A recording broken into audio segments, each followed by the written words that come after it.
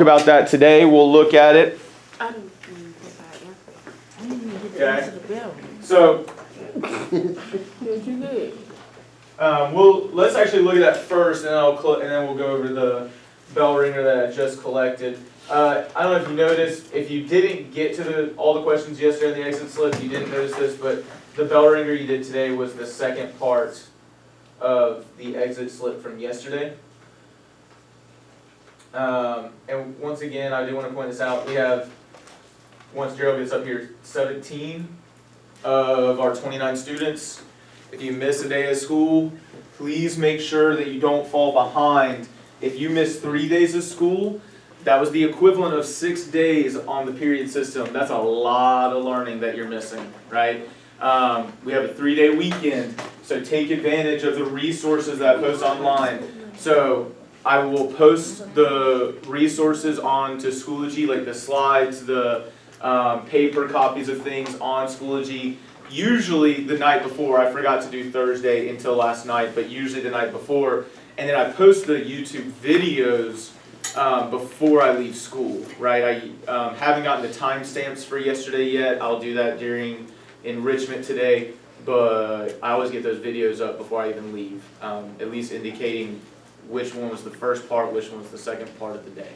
I'm trying to help make sure that we don't fall behind. Please, please, please take advantage of it. So, yesterday, I did mean to already bring this up. What was the equation for yesterday? 2/3 x minus 4 equals 6. What? This was the exit slip from yesterday. Yes, sir. And I will point out that most students did pretty well in the first step. What would be the first step for solving this equation? Plus 4. Yeah.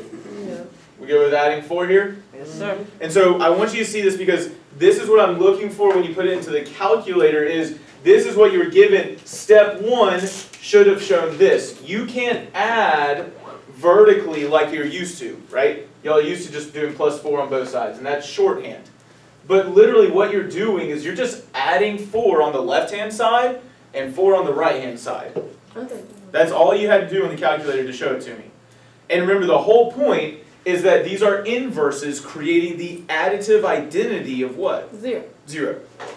So 2/3 x plus, and you don't have to put the 0 there, but plus 0 is just 2/3 x equals 10. 10. Oh, shoot. And then you do 3/2. Okay, so pause for 1 second, because what I want to say is this. Thank you. Okay? What I want to point out is this, that a lot of students who made mistakes here, that I saw at least, did this. Which, I get it, but then they just started marking things out. But remember, the multiplicative inverse is supposed to create what number? 1. 1, the multiplicative identity.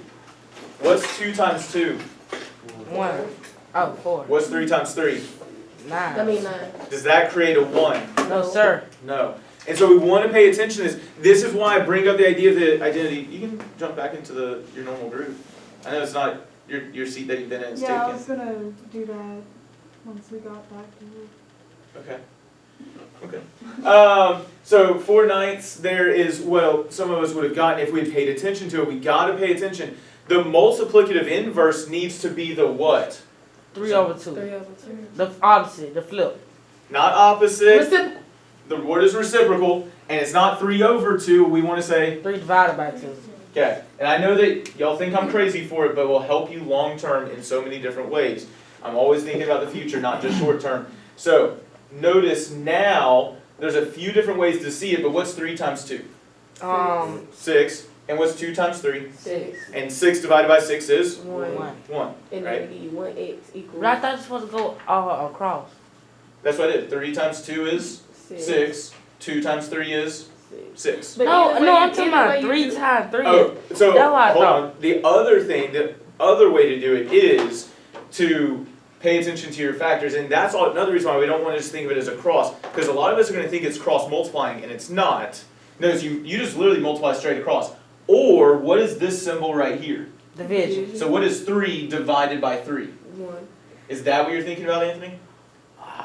And it's the same thing here. What is 2 divided by 2? 1. And so you just have. And so you just went ahead and simplified those common factors and divided them out. So can you do it on the right side too, like 10 divided by 2? Correct. 10 divided by 2 is 5. 5. And 5 times 3 is? 15. That's the answer we should have gotten. Oh, that's easier. I know. But you ain't gonna let it do it like that. What do you mean? You gonna let us do it like that? Heck yeah. Oh, okay. You talking about doing the division first and then multiplication? That's the only way I do it, because here's the thing. Is it easier to make a number bigger or make a number smaller? Make a number smaller. Right, so I'm always going to make my number smaller first. Even if I had something like this. So you divide first, then you multiply the denominator. You see all of this right here? Yeah. The first thing I would do, I wouldn't do 15 plus 23. It is easy enough, but what's 15 minus 10? 5. I'm going to make my number smaller. 5 plus 19. 23 is easier to work with. It's 18. 19. 18. 5 plus 23? Oh, I thought it was minus. My bad. Yeah, Okay. my bad. Does that make sense though? Right, so it's all about making things easier in a lot of ways. Alright, we got to get going with today. A little bit behind, but hopefully that builds good foundations. We see other ways to approach this. So, why are the properties of equality necessary when solving equations? It tells you what to do during the problem. Not quite. We have to create an equivalent solution to solve, because, I don't know, it creates equivalent equations. We want equivalent mathematical statements. Okay, so what keyword keeps showing up within each of these answer choices? Equivalent. We want something equivalent, right? The whole point of those properties of equality is actually about equivalence, and that's it. Now I need you to be careful, because this is something to pay attention to right here. Non-equivalent solutions. The solution is the solution. What do we mean by solution in math? What do we mean by solution in math? The value that makes a mathematical statement true. Okay, and I want to point this out. You didn't even have to go back to your notes. What did you look at? The graphic organizer. The graphic organizer. This is why we are developing our graphic organizers, to have a good reference for all the concepts that we've been studying. The solution in math is a value or values that make a mathematical statement true. Got to go back to that every time. So you don't need an equivalent equation or an equivalent solution. But this equation here, and this equation here, and this equation here, and this equation here, they all look different, don't they? But they're equal. Not equal. Well, Equivalent. Equivalent, right? They look different, but they're still the same. That's the idea of equivalence. Now, I want to pause for a second. I want to point this out. I've got 16, 17 students in here right now. Not just 2. We can be collaborating and talking out. I know some of us are still trying to wake up, right, Eli? And I've heard Caleb a couple times. But I need us all talking and engaging. When we are involved in the conversations, we'll learn better. So, pause for a second in the future. Let others talk. okay. And then I definitely love your enthusiasm though. Alright? But not equivalent solutions. The solution is the solution. This 15 makes all 3 of these equations what? True. That's the whole point. But we want equivalent equations. And I will point this out. The properties of equality don't tell us what to do. The idea of inverses tells us what to do to create those identities, right?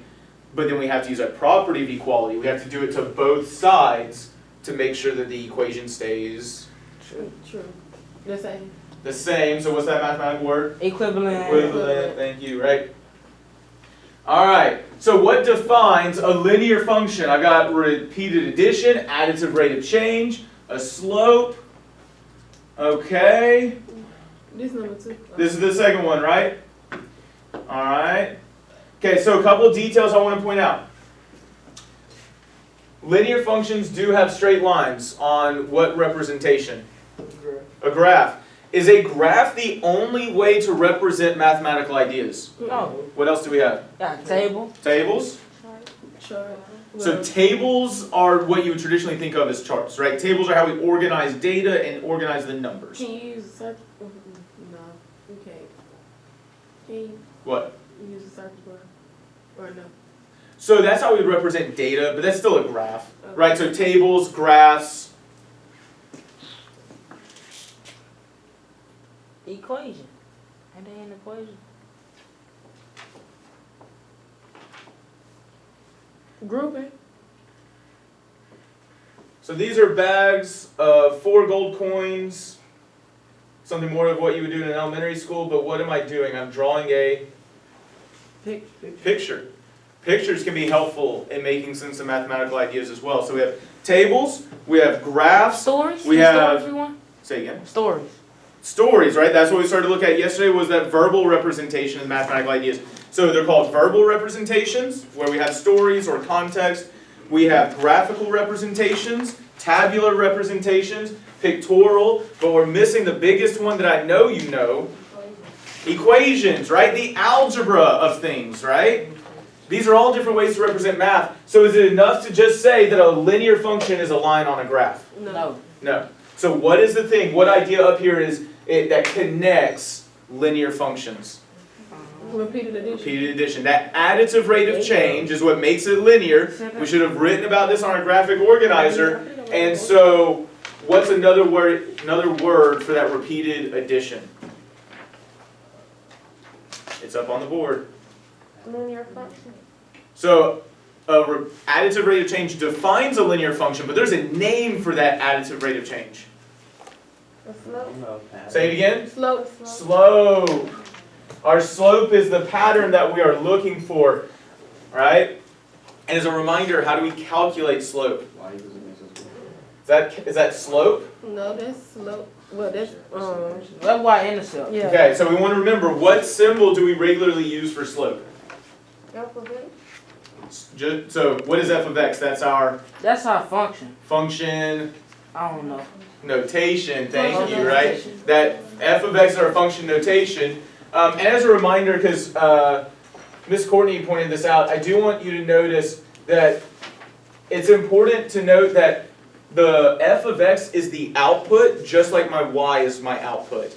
One way to think about it is f of x and y are equivalent, right? They look different, but they're still telling the same story.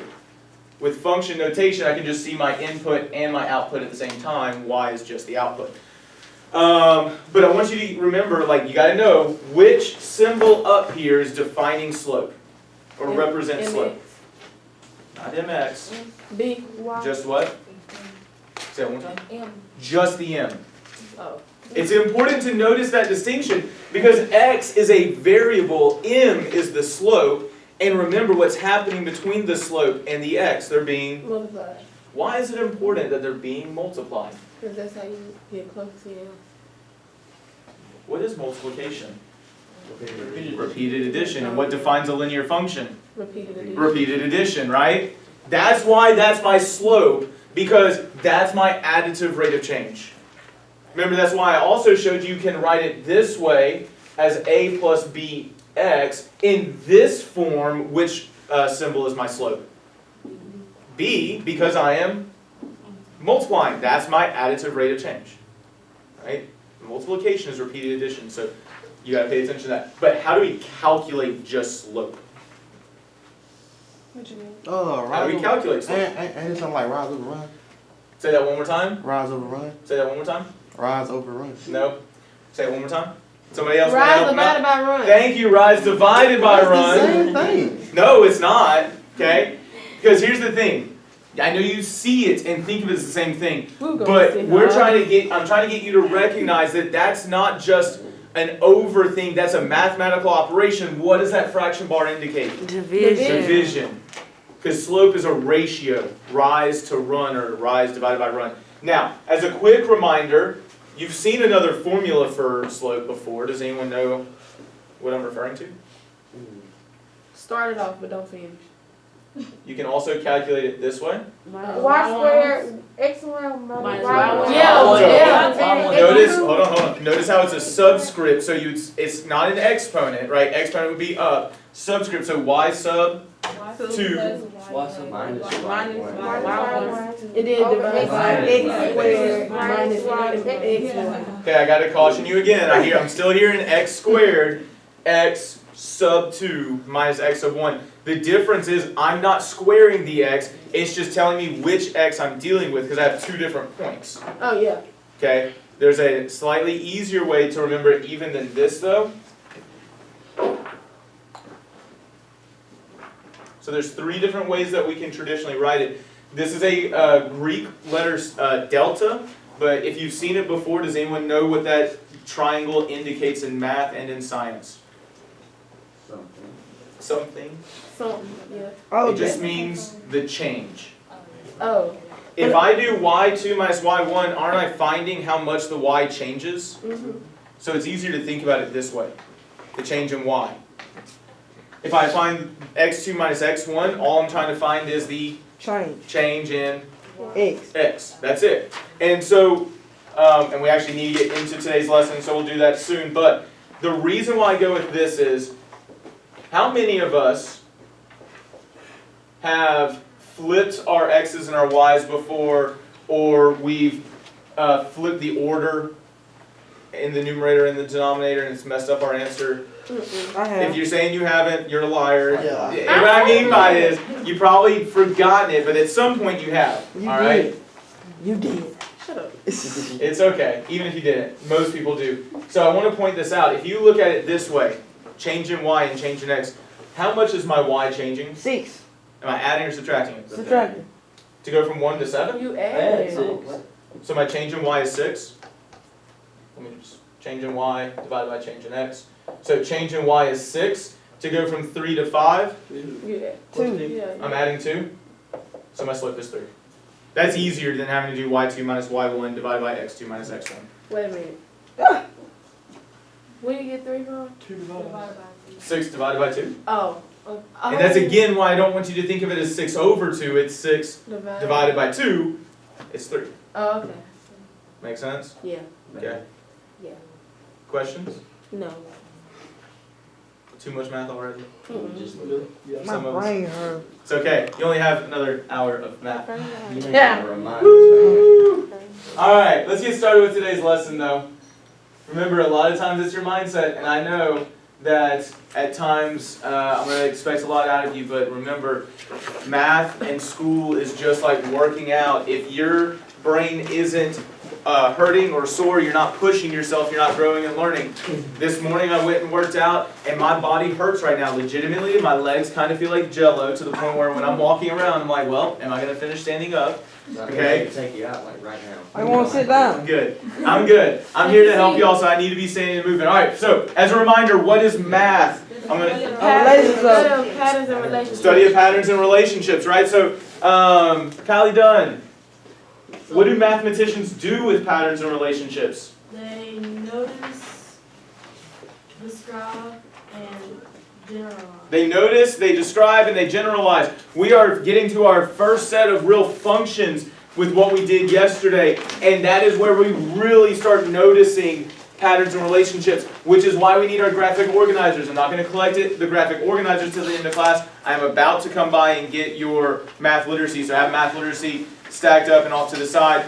But I'm going to collect the graphic organizers at the end of class so that you can continue to use them. It's hard to describe things when you don't know the terms, so we need to study our graphic organizers as well. And then we're going to generalize with equations and things like that. I am finally remembering to add in objectives today. I don't know if you noticed this, but I forgot to do objectives. But as I've told you last week, it's hard to learn what you're supposed to learn if you don't know what you're supposed to learn. So let me say that again, because I need you to pay attention to your objectives. It's hard to learn what you're supposed to learn if you don't know what you're supposed to learn. So pay attention to our objectives here. And then we're going to get to lesson 1 and hopefully lesson 2. But here's the objectives. I can identify linear functions no matter the representation given.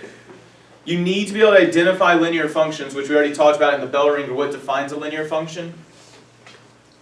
Equivalent equation. You're just saying things. Think again about what defined a linear function. Repeated addition and additive rate of change called a... Oh, wait. What? What is that additive rate of change called? Slope. Oh. Every time we think about a line, we should be thinking about slope or additive rate of change. And then we need to translate among mathematical representations. What are the mathematical representations we've already referred to? Graphs. Tables. What's the second one you said? Graph equations. Graphs, equations, Same picture. tables, pictures, Word, verb. and verbal representations, right? We good with those ideas? Any questions? No. We know our objectives.